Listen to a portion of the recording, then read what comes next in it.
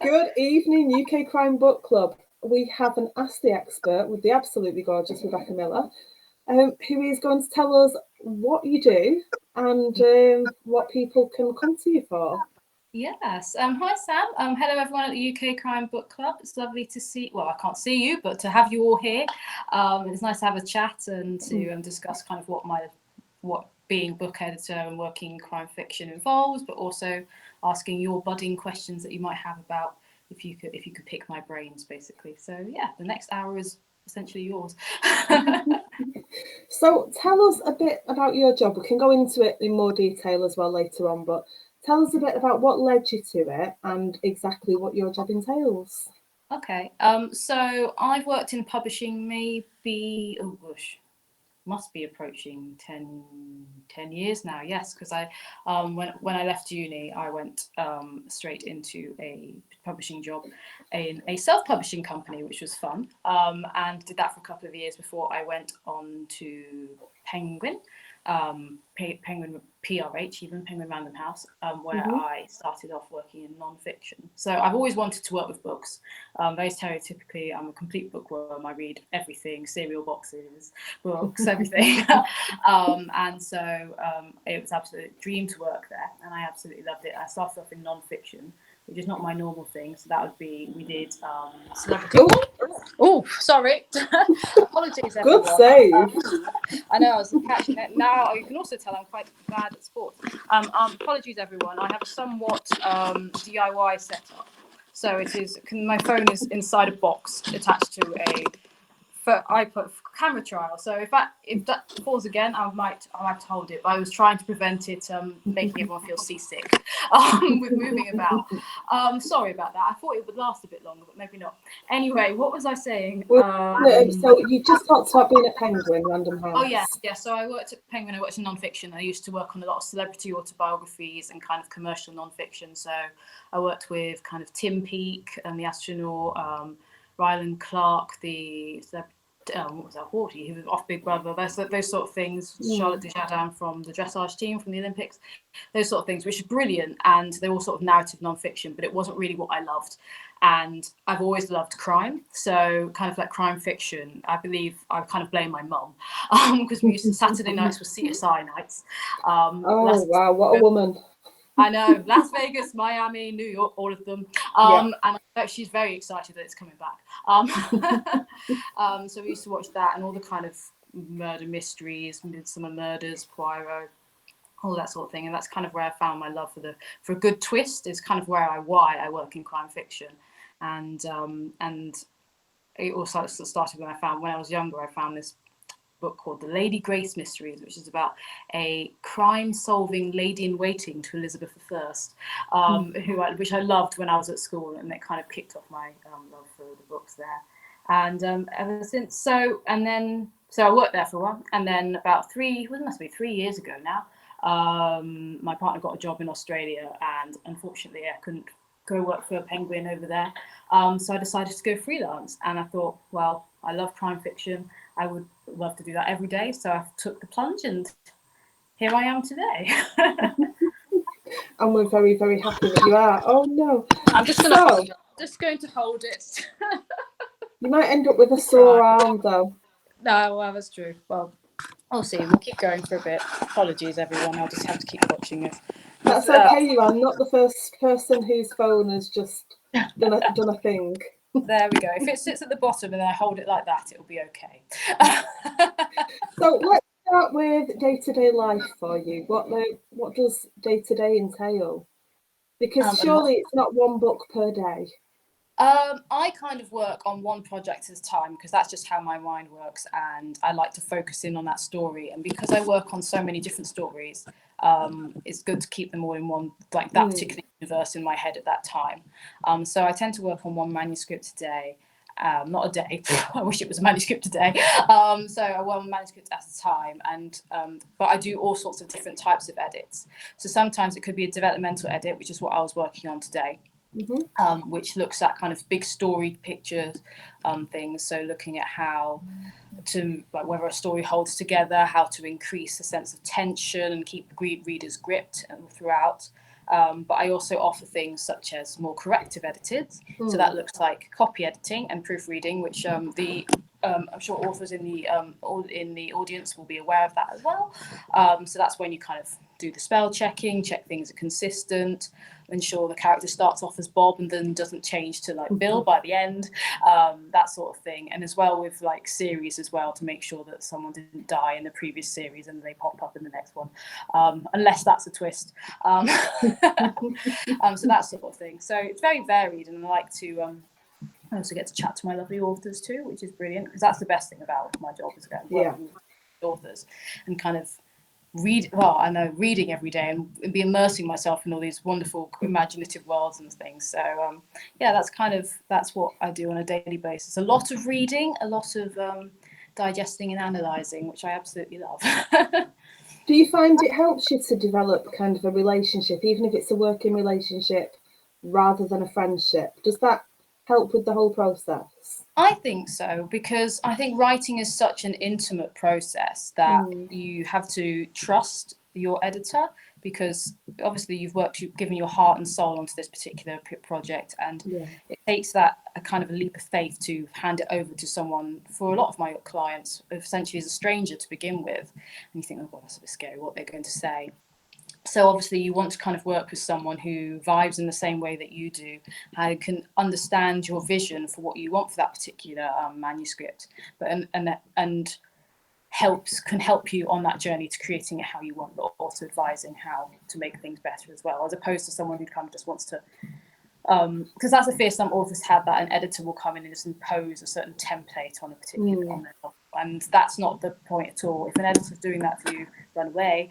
No, that's not the point. It's all about making your authorial, like helping your authorial voice come out and kind of push forward your vision in the best possible way, not the editors, if that makes sense. So kind of, I always like to think I'm kind of like someone who nudges you, like will ask you the questions that you haven't thought about. That's kind of what you do, really.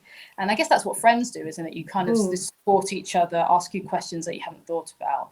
So an editor's like a cheerleader, like a helping hand, a holding hand, what else? A spell checker as well, but also like there's someone to help, to be your friend and kind of give you honest feedback, because that's what you want, really.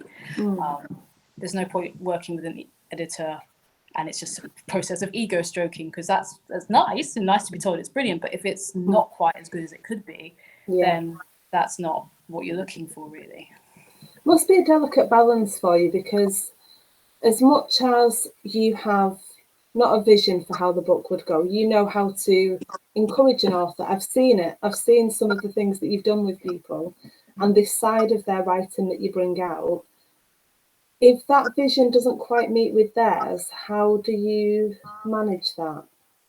I think it's always a case of what I advise or to say to authors is that what I'm saying are just suggestions, and you, as an author, you're the one who ultimately decides whether to take that on board or not. And of course, I often see what is just the finished manuscript. Well, what is a finished manuscript? But if the vision that you're trying to put across hasn't quite come across that way, and therefore I'm suggesting something else, then in a way that kind of almost that's helpful in a way to you, because you're obviously thinking, okay, what I wanted to say isn't quite coming across because it's coming across as something else, which is important feedback, even if it's a wibbly wobbly way of going through it. So there's never any pressure to go a particular way. I mean, in publishing houses, obviously there's a bit different, because I'm freelance, and publishing houses, they're kind of like, they might say, well, we'll publish this on the basis if you change X, Y, Z. And obviously, if I do work with some publishers, there might be some things that they say, this needs to do this in order to us to kind of get it over the line. But with independent authors, a bit more flexibility. But as they're obviously appealing to the same readership, they kind of all have to bear that in mind. And it's all about the market, isn't it? What everyone wants, what readers want to read. It is, and it makes it tricky sometimes when you've got an idea that you know would make it a really good read, but it's not quite the current trend. It's that balance, isn't it? Yeah, I agree. And I think, especially I think crime fiction, there's always going to be loyal fans, particular types. So obviously there's, even though the Agatha Christie style sort of classic murder mysteries aren't quite in vogue as they are in the moment. There's always going to be particular fans of that sort of closed circle mystery. I think, like, is it Victoria O'Dowd who's doing one recently? I can't remember. Victoria O'Dowd, yeah. Yeah, she kind of does that sort of things in that way, but more modernized. And that's so obviously those genres have dedicated readers. So there's like cozy crime, and then you've got the gritty, real, like hard-boiled crime, Nordic noir. I mean, everyone has their particular readership, and I think trends will always happen. So like I'm thinking, well, it's must be a couple of years ago now, the blue and yellow covers, which were everywhere, and they're still around a little bit, but obviously you can appeal to trends, but then trends change all the time. So you want a classic, really. You want to make your new thing a classic. Quite an easy thing to do. I mean, I'm sure we could all, Exactly. When it comes to the books that you work on, do you have a personal preference towards kind of cozy or gritty, or is it nice to have a mixture of them? Bit of a palate cleanser. Yeah, it's nice to have a mixture. So like, as I was saying earlier, I do developmental and copy editing, and so like very different skills. So I like to mix those up in the same sort of way. So have a big developmental edit, and then go something that might be a proofread, which allows me to read and experience it, and a bit more like a reader. It's similar to with it having the different genres. So I kind of I'd love to, if scheduling allowed, to kind of have something maybe a bit more gritty, like a noir. So I've just finished working on Morgan Green's latest one. Very good, everyone. What's it called? Oh gosh. Oh, sorry, spot. Oh, brilliant. Okay. So that's very good. It comes out, I think. I can't remember. Morgan will be very upset. We'll find out at the end, and we'll pop it in.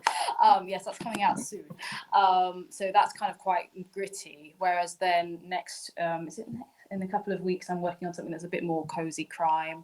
Today I was working on, it was very different actually. I was working on what was going to be an audio book, which is very different. Obviously you have to think about that in a completely different way, which is a bit new for me. New challenges, but yeah, I like to mix it up, because as much as my personal preference of reading for like pleasure would be like psychological thrillers and kind of stuff that's kind of domestic thrillers. I love those, but I also like a good police procedural, you know, like it's brilliant. They just to kind of follow this traditional, like the Midsummer Murders things I used to love as a kid, and that sort of thing. It's brilliant to mix it up, because that's the thing with crime. There's so much variety even within the same genre. So yeah, it's brilliant. We've got some comments. Ooh. So Lucy and Patsy say hi. Hello. And TG saying hello. If you get T's asked, if you get bored with an editing job, how do you get round it? I mean, you can't really get round it if you get bored with a certain book. You can't really get round that, can you? No, obviously, but then in a way, getting bored of something is almost some sort of feedback, because it means that the particular manuscript you're working on isn't necessarily engaging the reader in the same sort of way. Because how I like to work is I like to approach it as if I was a reader. Yes. Friday, if I was a reader, and to kind of experience it in that same sort of way. So if I'm finding something a bit of a struggle to read, then that's obviously like, oh, we need to work on this particular bit.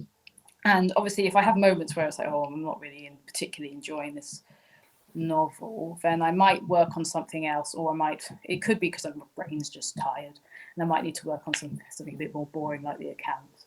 Well, we've all done that though, haven't we? We've all started something and thought this isn't for me, and then gone back to it 2 weeks later, when you're refreshed and you've not got so much on your mind, and you think, why did I not like this the first time? Yeah, exactly. It very much depends on your mood. So like, for example, if you didn't sleep well the previous night, and you just start the manuscript, and maybe, for example, the opening needs a bit more work, but obviously that's where you start. You're like, oh, I can't really get into this particular part of the story. But then if you come back a couple of days later, as you say, and you've refreshed, you've had your coffee this time, the sun's shining, and you start, right, okay, I can see what we can do here. This is good.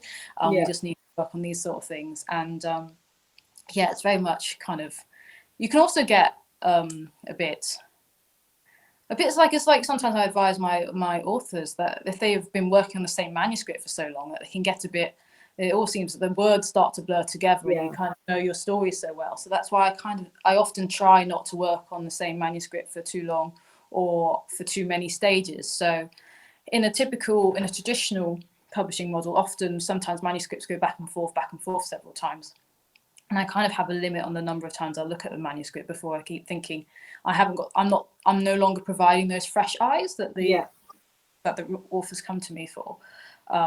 So yeah, it's after a while. So that's much like what I'd recommend my authors when they say, if you're stuck, maybe leave the manuscript for a couple of days, because you're just so immersed in that world, you're bogged down with all those thoughts.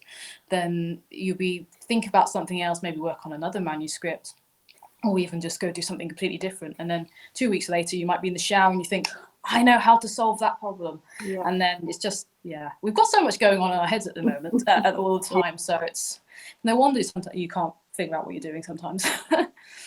Alex Shaw has asked, what's your favourite type of cheese? Now, he knows how much I love cheese. Okay. So I'm hoping that you can actually eat cheese and like cheese. I do. The question. I did just have carbonara for dinner, so this is a very important question.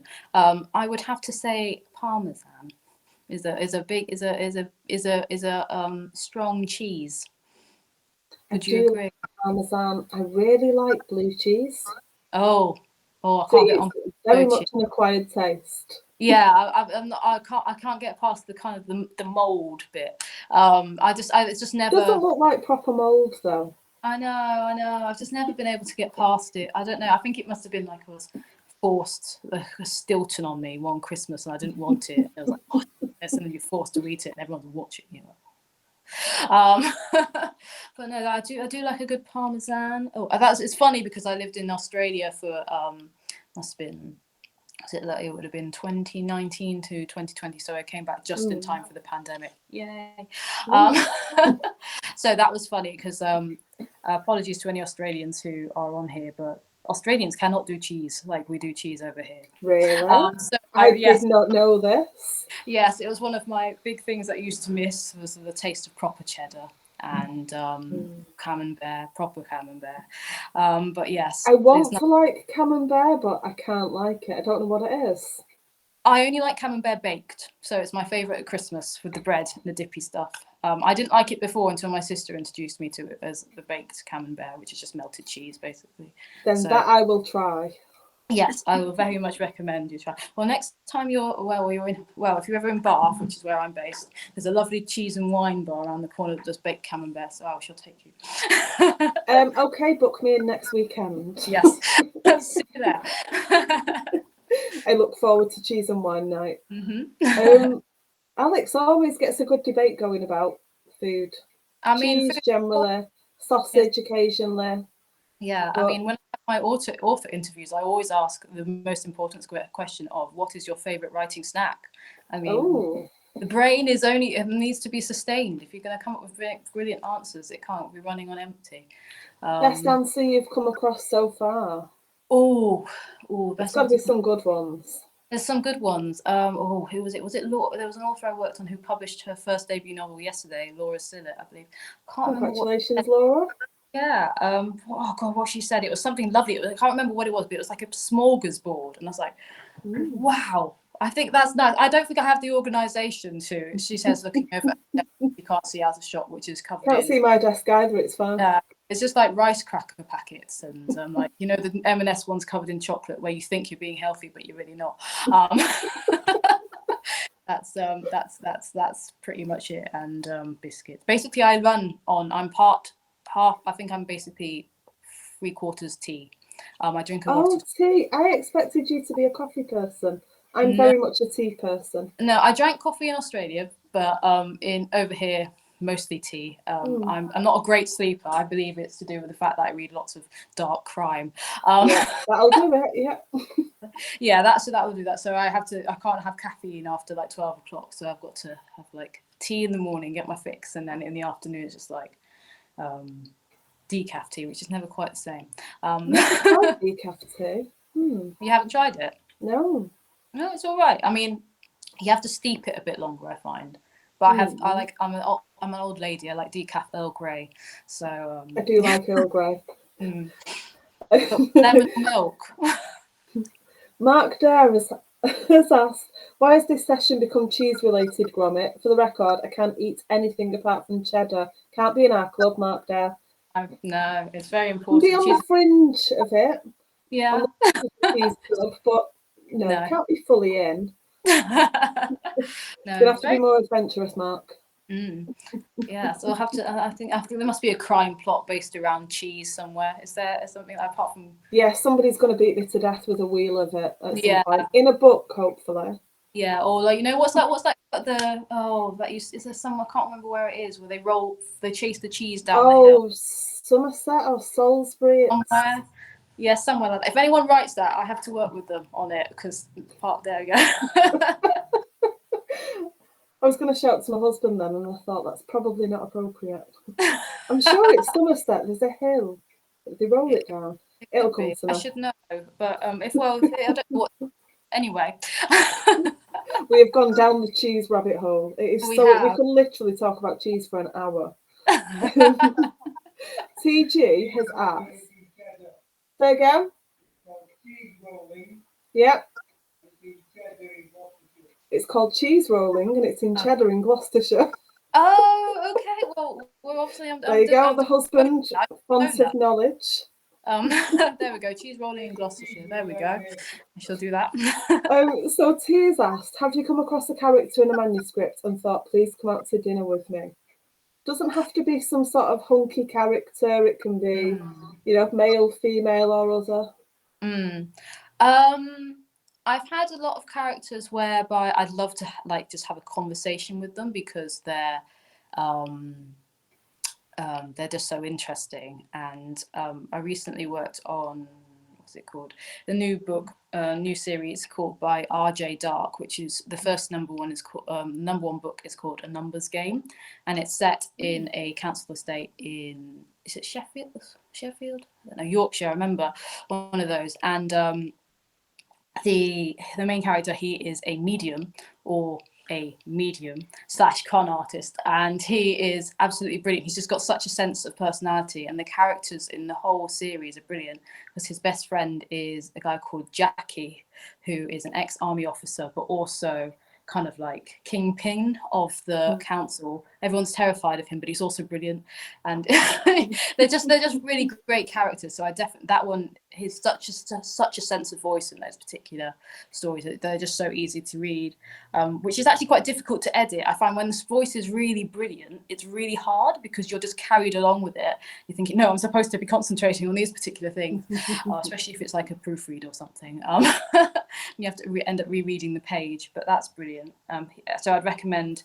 So I definitely would like to have dinner with Mal. I don't know whether he always ends up in a pickle, so it may not last long, but I would recommend that as well if you guys haven't read that series. Who else would I like to have dinner with? Oh, well, I haven't worked on Poirot's, but if we're talking about dinner characters from crime novels, I'd definitely love to have dinner with Poirot. I mean, he must have so many stories. And although I do feel I would probably be judged, I don't think I have the manners, like the decorum that Hercule has. But there we go. And Sherlock Holmes, maybe Sherlock Holmes. Oh, I don't know. There's so many. It's not easy, is it? It's not easy. It's hard to choose. I think it's definitely hard to choose. Who else? I think it's just exciting and different, like characters that kind of stand out to you. So yes, it's a slight annoyance as my occupation as an editor is that I have a memory of a fish sometimes. I read so many books that the characters merge together, and I'm like, who is that person? And I can't remember off the top of my head. There's so it'd be like the lead characters in the Candice Fox Crimson Lake series. They are it's Ted I think it's how you pronounce it, Concoffey, I'm not sure. And then I think it's Amanda, who's the other character. She's like she's a psychopath, but also a private investigator. So good mix. Yeah, it's brilliant. And they're set in Queensland, Australia, so they're very good ones as well. So Yeah, but no, have I answered that question? I think so. Have you read a book that has been written somewhere that you've been, and it's just given you an even greater love of the story? Yeah, a lot of the time. I'm reading. I've recently moved to Bath, and I've read a couple of stuff that's set here recently, which is lovely because I'm still discovering the cities. Yeah. But I actually recently read Sally Rigby's latest, not latest, her series with is it Sebastian? Is it Sebastian Clifford? So Sally Rigby, Sebastian Clifford, and they're set in Market Harborough. So I grew up in Leicestershire, and so that's kind of an area I know well. And I was just sitting there reading, and going, oh, I know there, and I know there. And I also listen. Who was I listening to the audiobook of recently? Is it Adam Croft? Oh, I can't remember what it's called. What Lies Beneath, I think, is set about water. Sounds familiar. Yeah, I can see the picture. It's got the Rutland Water Church on it, and the stuff. I can see. I think I want to say What Lies Beneath. That's a very good one as well, and that's set in Leicestershire as well. So, kind of areas that I know really well. It's lovely. But I also like to read stories that are set in places that I haven't been before, because it's just, especially with being stuck at home and in lockdown. Yeah. It's so nice to kind of almost travel in books, and I think that's why lots of readers do. It's about escapism, and obviously not many people want to escape to murders. So people don't really want murders in real life. So it's nice to kind of travel to like be transposed into other people's lives and kind of have that experience that way. But you've obviously not actually being part of that. But no, it's nice to be just to travel and see all different sorts of things. So like, what else is there? So that's funny. So this one is funny enough. You said that. So like, I worked with an author when I was in house called her name was Lizzie Barber, and she won a competition with the Daily Mail and my publishing company. And she set her book, I believe, in America. However, she'd never been to that part of America before. And she wrote all of it based on kind of like using her research through Google Maps and kind of like areas sort of thing, which I think is very innovative, and like it's brilliant, because obviously if we're all stuck in lockdown and the world suddenly got so much smaller after how we're very privileged to be able to travel the world and see these sorts of places. I just think so, like, location really shouldn't be a limiter for anyone. I think we have so much research. It's just I don't know. Yeah. I've lost track of my thought now, but there we go. Yes. No, it was a good thought. Patsy's saying, love all cheese, second class protein. Second class. Is the second class protein? What's the first class protein? I don't know. I'm guessing some sort of beef. Maybe beef. Maybe beef. Maybe beef. T's asking, favourite hobbies when you need to chill? Oh. I feel like you're somebody who never switches off, that your mind's always racing. Have I got you right or wrong? Oh, you have got me very right. I am almost totally incapable of switching off, which is probably not a best asset in someone who's self-employed. It's amazing, because my boyfriend, he is absolutely brilliant at switching off. He works in healthcare, and so he has to work shifts. So he's brilliant at just like falling asleep anywhere. Like when we, but I just, my mind just races so much with so many things that are going on, like the plots I'm working on, and kind of that better, but then also deadlines and all that sort of stuff. So I find it very hard to switch off. So when I do try to, I really enjoy Pilates, which is my kind of latest obsession, which I love. It's like there's 2 hours a week when I can just kind of concentrate on what I'm doing, and because normally my upper body strength is so rubbish, like having to concentrate not to fall off and smack my face on something, it's nice to kind of escape in that sort of way. So that's what I kind of like to do, and I do actually like to read as well. It's really weird. Even though I read all day, I still find pleasure in like just reading for my own sake, which I know some professionals might find difficult, but no, I absolutely love it. Do you change genre, or are you just a massive crime fan? I do tend to read a lot of crime, but that's normally because I am trying to read stuff for my Instagram and my marketing, where I'm also like a bookstagrammer, and kind of obviously I work a lot with crime, so I obviously have to Yeah. read around the marketplace and stuff and see what's reading at the moment.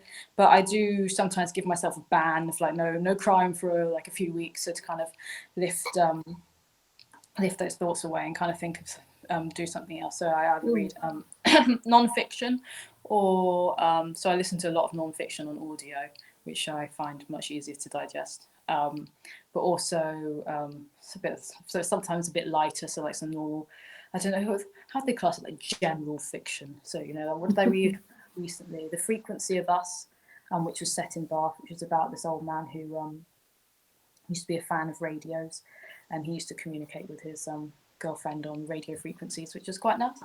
And what else have I read recently? I'm going away in a couple of, not this week, the following week, and I'm trying to stockpile the books. So if any of the UK Crime Club people have any recommendations of what I should read whilst I'm away, that would be very helpful. Because I have an awful lot of books on my Kindle, and I think the negative thing about having a Kindle, one, it's brilliant that you can have so many books on there. Yeah. But also you have so many books that you just can't think of what to read, and they get lost in the background. And because obviously you can't see them, they're not on the shelf. They can only see the first 6. I completely forget about half the books on there. Then when they've all got the sales, I'm like, oh, I haven't read that one and that one. I must have like over 2,000 books on there. I feel your pain. Yeah, I'm absolutely the same. I was going to say, your consumption of books must be so high for like obviously UK Crime Book Club, but also other things, and like yeah. It's the reason why I wear glasses, let's say, and it's getting worse. Yeah, I am going for an eye test, so I think I might be catching up. Yeah. Yes, they're not totally great. Worth it. Totally worth it. Oh yeah, totally worth it, definitely. Somebody has said, I know loads of cheese jokes, but I'm going to breathe strong and not tell any. And I can't tell who that terrible pun was from. Oh no! I'll see if I can look on my phone and see if. I was going to say, I can't see on my phone, so I can't see what's. I've got my phone separate at the side of me, so I will tap it and see if I can see who said it. We've got to see who's somebody genius. enjoys pies and lattes as well. I wonder if that's Patricia. I agree. Pies and lattes are very nice as well as you have to do a lot of pie lattes to eat lots of pies and lattes. I love that. T has asked, as an editor, can you give an easy way to define the difference between the words accepted and accepted in a sentence? She struggles between both. And then I've got another question for you after that, related to that. Okay, between accepted and accepted. Accepted. Don't know. Oh, I suppose it's reading them in a sentence, isn't it, and checking that it makes sense with a similar word. Thing could be kind of like, or introduce a synonym for what that means. So accepted, like agreed, isn't quite the same thing. But if you said, if you replace that with agreed, it wouldn't quite work. It would if it was meant to be accepted, accept, it wouldn't work. Also, I'm trying to think, is accepted. Yeah, so that might be an idea. Put in a synonym that means the same thing, and but obviously sounds different. That might work. That might help. I'm just trying to think. Accepted versus accepted. It's like it's the same with like I used to be with affect and effect. So that's a difficult one. But my English teacher always used to teach me. Was it the word? It's not the word. I can't remember what the word's called. But you used to remember raven. So remember affected is verb. Effected is noun. So I like that. Yeah, so and it stuck with you for a while, so it clearly stuck with me. Mrs. Alexandra Orr from Leicester, wherever she may be now, I don't know, but one of the it leads on to a question that I was going to ask. Are there any words that you always have to look up, no matter how long you've been doing it for? Is there anything particular? It's been a bit of a thread on Twitter at the last few weeks. But I'll say that once I was writing a blog and I had to use the word wood as in tree, wood for a tree. And after a while, I was looking at it thinking, I'm not sure that's spelled right. And you've seen it, so it's such a simple word. Yeah. No, I do that. Like I have that a lot, and it normally tends to be within particular manuscripts. And it's not normally. It's not something. It's something that I think it's more of a case of just word blindness rather than not knowing that the word's correct. So like, you know, drawer as in like drawing a painting, and then drawer as in chest of drawers. Yeah. Those ones I always have to make sure note to double check that I've changed or corrected for the correct definition, because sometimes I just read it and just zoom straight past, and then have to come back and check again. That one seems to be one that just seems to have completely passed me by. So I have a big post-it note that says draw versus draw. And there's another one that I have to check that I can't remember which one it is. I've been doing a lot of developmental editing lately, so that's less of the spelling at the moment. So that's kind of cleared my head a little bit of that, but I have to do what have I got. That's good. It's one of those things though that'll just come back to you as soon as you hit that word again. You go, that was it. That was the word. Yeah, exactly. The moment this ends, I'll be able to tell you exactly what the words are that bug me. That's it. Is it sometimes? No, not sometimes. Oh, something similar to that. Oh, I'm sure it'll come to you. Yeah, there's something. What about anytime is words? That's what I always have to check when it's any time or any time. Yeah. That's the one I have to check. Are there any common things that you find lots of authors make mistakes with, or the thing that comes up time and time again? So we're not picking on anyone in particular, just something that comes up a lot. I find with a lot of new authors, I'm sure people have talked about this before, is the concept of showing versus telling. That comes up quite a lot because it's difficult to make sure you do the balance of one towards the other, because telling is important to keep narrative flowing and to kind of keep the pace up, and obviously to pass on information that you need to, but obviously showing kind of helps readers become immersed in that story as if they're actually a character in that story. And when you're relatively new to writing, sometimes it can be quite hard because you're not quite sure of how to bring those characters in and balance those two things out. So it's that's something I always pick up on, and it's what I often have to talk to authors about, to just make sure if everything feels more immediate, because that's definitely a trend in writing, and certainly in modern writing anyway, because obviously in like Dickensian style writing, there's a lot more kind of I think I've moved on to another topic actually. So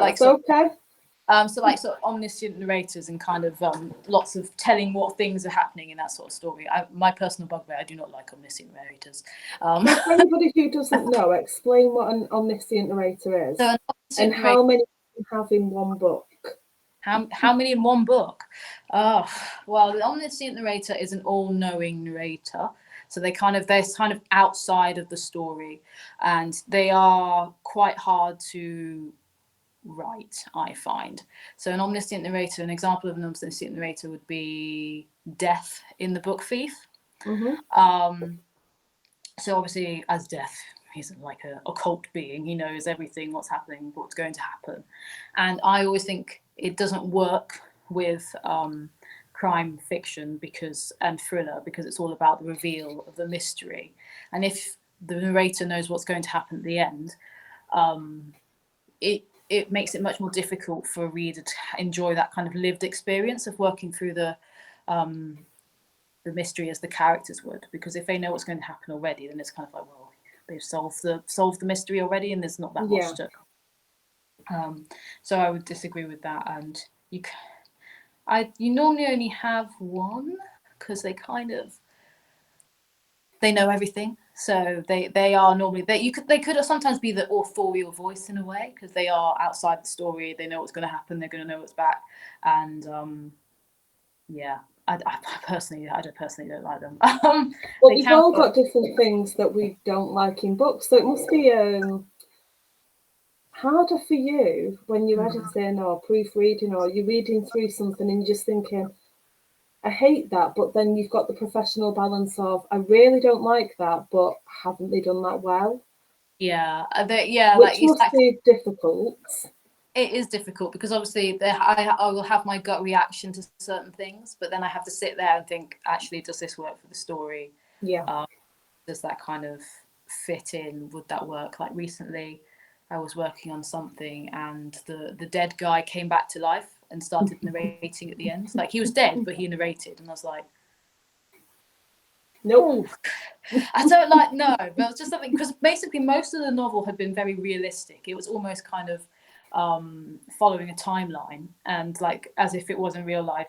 And then almost actually to the like minute, hour sort of thing. It wouldn't take over days. It took place over an evening.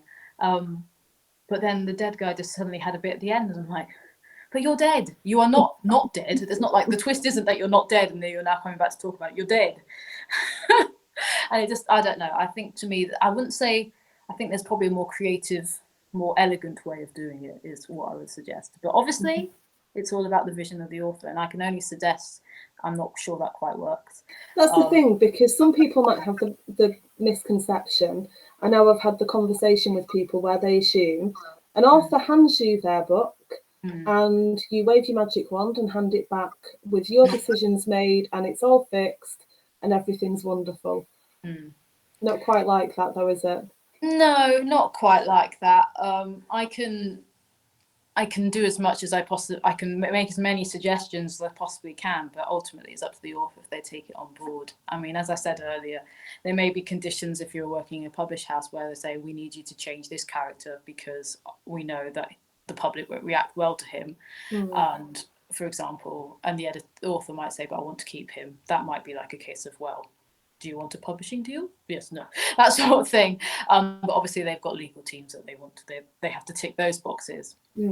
And yeah, but all we can do is we can just make suggestions, and it's hard, and we can wave a magic wand, but a lot of the time we're not the authors. So when we'll say, well, I can highlight areas that are potentially problematic or aren't working in the net where they should be, as well as areas that are working really well.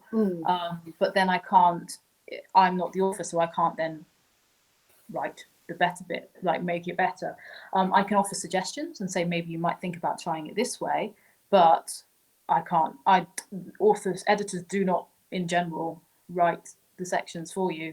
Some editors are ghostwriters as well, and maybe could write as well, but that's not the area that I've kind of moved into. The most I would do would be like if I do line editing, which is a much more creative sort of in text editing that kind of helps to make words work as hard as possible, as opposed to just like correcting punctuation and grammar. But I would never be able to rewrite it. I would never rewrite a whole section, because that's not what editors are there for. They're there to help you write your best story, not thus write their story for you. Exactly, yeah. It's a good way of putting it. Do you think you'd ever fancy writing a book, or is that not your thing? I'd love to. I'd love to write a book. I mean, I love reading, and I think that's why I've kind of got in. I just love stories. That's why I kind of work in the area that I do. And I have little ideas that I have on Post-it notes on my desk, but I've just never really got around to actually writing them. There's one I have at the moment which I might get around to at some point, but I don't know. I just go through stories so quickly that I find that I start writing and I think, oh, this is rubbish, and put it aside. I think I'm probably too critical, too aware of kind of what I'm doing, and imposter syndrome slightly, which is difficult even if you are, which is funny as an editor. But I think I would enjoy it. I think just so I can sympathise a bit more with my authors, and yeah, I mean, I have tried writing it. So when people say, oh, I've got writer's block, I can definitely agree with people on that. But one day when I have time to sit down and dedicate to my own story, I will, I hope. We'll see. I'm sure you will. And I can't wait to read it. Oh, don't say that yet. You don't know. We've got somebody fell asleep on the settee. Charming, thank you. Oh, nice, thanks. Somebody said N dashes and M dashes. Fair enough. Okay, well, the difference with, or the no. Okay, so this depends whether you are on which side of the Atlantic you are on. So, for example, if you are based in Britain, we tend to use N dashes for parentheses. So we have a space on either side. So an N dash is slightly shorter. It's supposed to be the space of an N, the letter N, little lowercase n. So that's what the width is supposed to be. and we'd use M dashes, so the size of an M, letter for mouse, M, for interruptions, for example. So at the end of a sentence, so if you were showing interruptions in dialogue, that's when you'd use an M dash. Also, what else do you use M dashes for? Distribution of dates as well. So like from 1973 to 1974, that would be an N dash. However, if you are across the pond in America, they tend to use closed up M dashes, so EM for mouse again, when they're using parentheses. So they would have, so that's what they use as well, which is lovely and confusing. So I edit both British, actually no, I edit work in British English, I edit work in US English, Canadian English, and Australian English. I was going to ask you that. That must be a bit of a nightmare. It is a nightmare, but I mean, so obviously most comfortable when I use British, because that's how I write and how I've been taught to write, and just do it in default. But I can do US quite easily as well, with Chicago manual style, which some hefty tones up there as well. Somebody just said no idea what you were talking about. I know. Clearly not the person who asked the question. Yeah. So when I know. Imagine if you come in halfway through, this woman, she's talking about M's and N's and mice and but yeah, it's a lot to kind of think about, and not great to articulate when you don't have a board to demonstrate. Very, very different hats to be worn. Yes, many hats. So I wear many hats. But no, yeah. So Morgan Green has asked. So he said, suggesting changes is enough to get the wheels churning that something needs attention. So those suggestions, used or not, are still extremely useful. And it's in reference to the question on what your authors get wrong a lot. Hi, Dan. Is that Morgan Green or Mal? Morgan Green, yeah. Oh, that's So that's Morgan. That's Morgan. I just finished working on his latest book. That's Old Blood, which I was talking about earlier. No, love. Suggestions are brilliant, because I think it is just great to have a conversation, because obviously writing is quite an intimate and also isolating experience, because obviously it's just you, the pen and the keyboard or whatever. So sometimes you can get sucked into your own little world, and which is brilliant for like creating, but sometimes it's nice to just have that soundboard to kind of bounce off going, does this make sense? Or I don't know, does this character seem real? He easily exists in my head, but how does that kind of work with as a reader who isn't attached to them in the same way? Because that's kind of what my role as an editor is. It's sort of that external objective opinion that kind of says, give you the honest feedback with regards to how a reader might appreciate or kind of experience certain stories, and kind of that's my role. So I think suggestions are always really, I'm not making any decrees of what people should do. Writing is a creative process, and everyone is art in that way, and people have their vision that they have assigned to them, and not assigned to them, but they assign to themselves even. And so there's not really my place to tell people to do how things are done, because then you don't have that creativity. And so I love to be surprised by my authors. That's the thing, kind of like given something new, or when I've given them feedback and I think, they're going to do one thing, but then they take that feedback and do something totally different that's a million times better than what I suggested. So yeah, it's like I worked with an author recently who I think he's a first-time author, and he'd written a police procedural based in Spain. And I gave him all this sort of feedback, and I just did his second pass, so his second round of edits, and it was just so much better. The suggestions I'd given were useful and helpful to him, but I didn't envisage him doing the particular direction, and the way it went was just so much better and so much more gripping. And I was like, oh yes. So this is the problem with being an editor. The irony of being an editor is that the best thing, how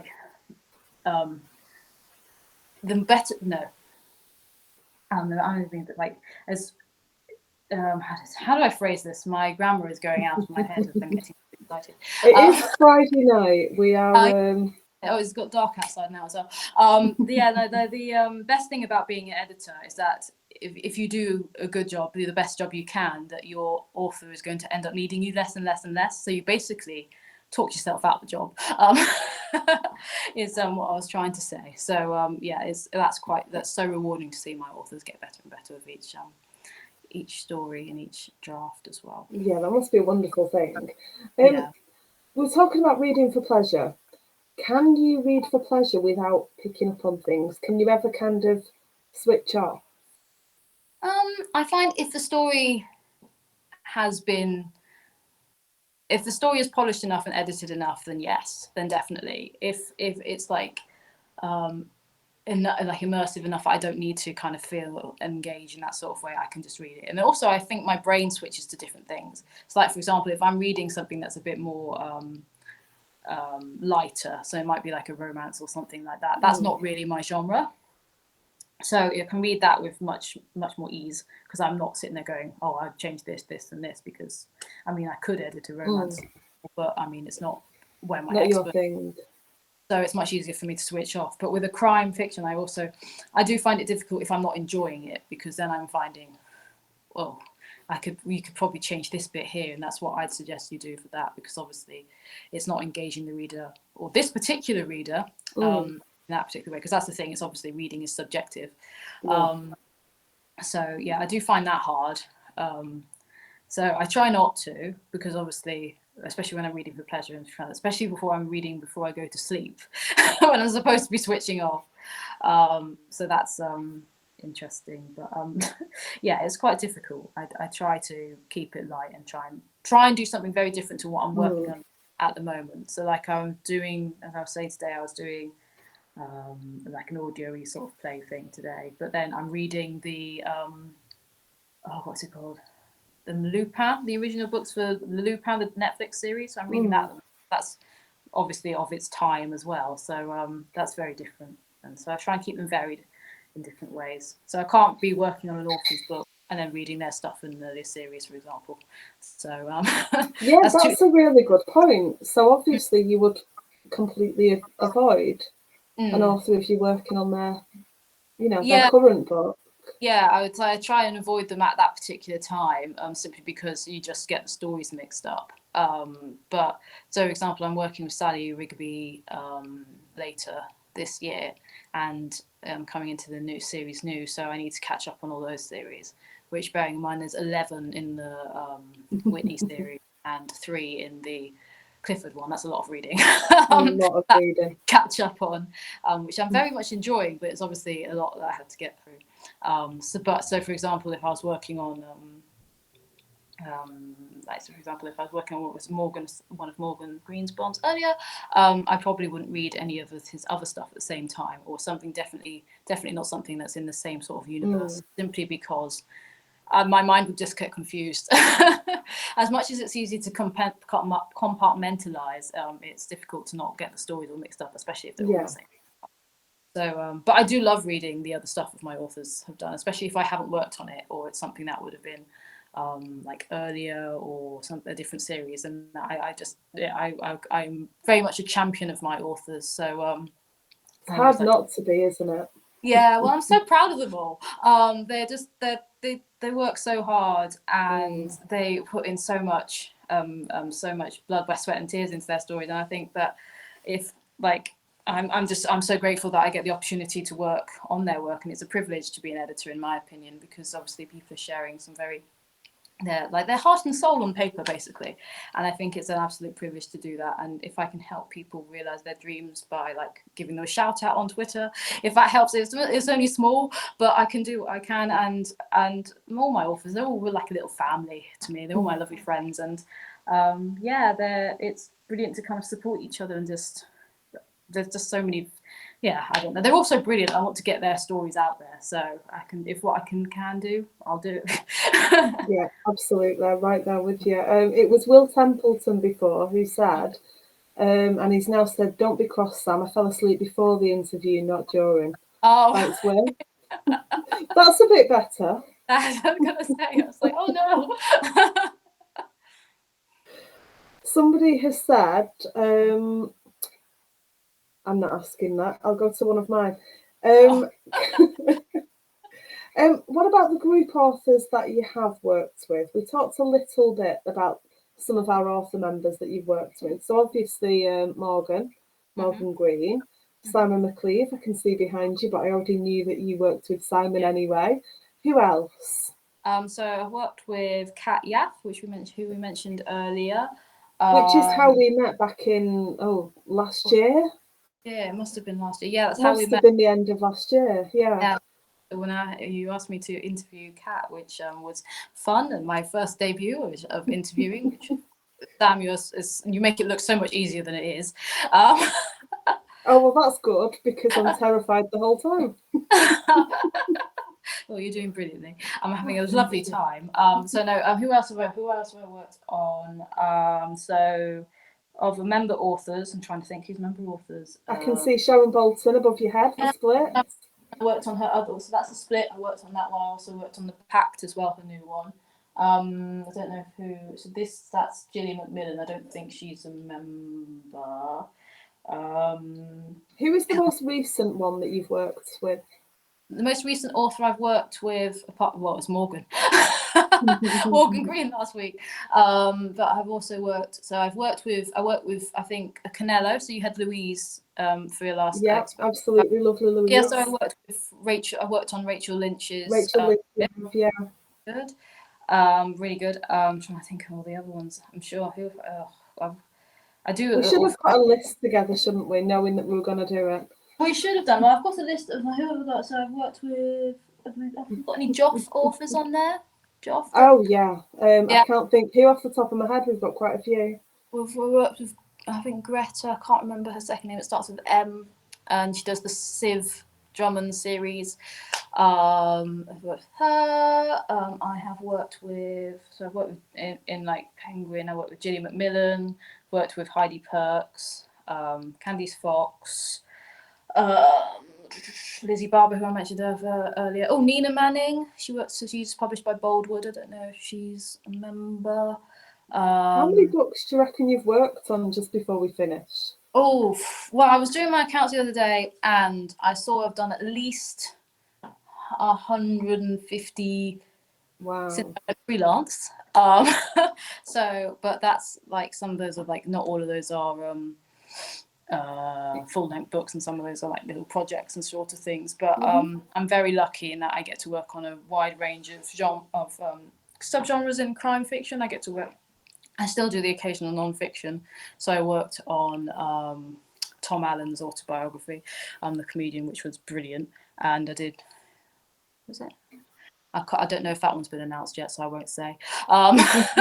Just in case I stick my foot in it. But no, so yeah, I'm very lucky that I get to work with so many talented authors, both independent as well as traditionally published. And I think that's the best part of my job, getting to work with brilliantly talented authors and I get to read the stories before everyone else does. So, it's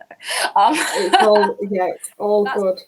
That's what it's working for. So, and to be part of that writing process it's just so much fun and an utter privilege, and to be able to work with authors like that. And I think I have one of the best jobs in the world. So, I agree, you do, absolutely. Just before we finish, because we're almost at 8:00. Tell people how they can get in touch with you, obviously what they get if they sign up for your newsletter, and anything else that you want to add before we finish. Sure. So I work with authors at whatever stage in their career. So if you're a debut author or you've had a few titles under your hat, I would love to work with all of you. And I can help with all sorts of, as I mentioned, I do the whole spectrum of editing. And you can get in touch with me by visiting my website, which is www.RebeccaMillarEditorial.com, which I'll pop in the comments below afterwards. Thank you. Because it's Miller with an A. With an AR, yes. I like to keep you on your toes. It's an Miller with an AR, and you can sign up to my newsletter there. So on my newsletter, I kind of do publishing news as well as shout outs to my authors, recommended reads, writing prompts. So if you're stuck or you need some help to get you in the writing mojo, those kind of help you to kickstart those, as well as like updates of what we're doing, whether I'm doing any talks or competitions. So I'm hopefully going to do some presentations or courses maybe later this year. So I'd love to hear everyone's feedback if there's anything they're particularly interested in. I also can do chats and consultations if there's anything in particular you perhaps want help with. If you don't want a full edit, but you might, for example, say I'm stuck in this particular sort of way. So yes, and so if you just drop me a line, and I am happy. I would love to chat to everyone. So yeah, so it's brilliant to have that opportunity, really. So I think that's it. Yes. Well, thank you so much for joining us. So much information in 1 hour. Well, thank you very much for inviting me, Sam. It's been a pleasure, and it's I can't believe it's already been an hour, but there we go. It's been lovely, and yeah, thank you for having me. And if anyone has any additional questions, feel free to pop them in the comments below, or to drop me a line, or to follow me on Instagram and ask me there, because I'm more than happy to follow up. And Are you Rebecca Millar editorial across all social media? I am indeed. I am indeed. I think Twitter's different, but I'm not very good on Twitter, so well, you can pop the links in underneath the chat. I'll pop them below. So I'll probably I can tell you the best ways to get in contact with me. But I would love to hear everyone's queries and questions, and also just to say hi. I mean, if you tell me your cheese preference, so that's very important. Oh, absolutely. I think CheeseCon's coming up. Alex has started something. Oh.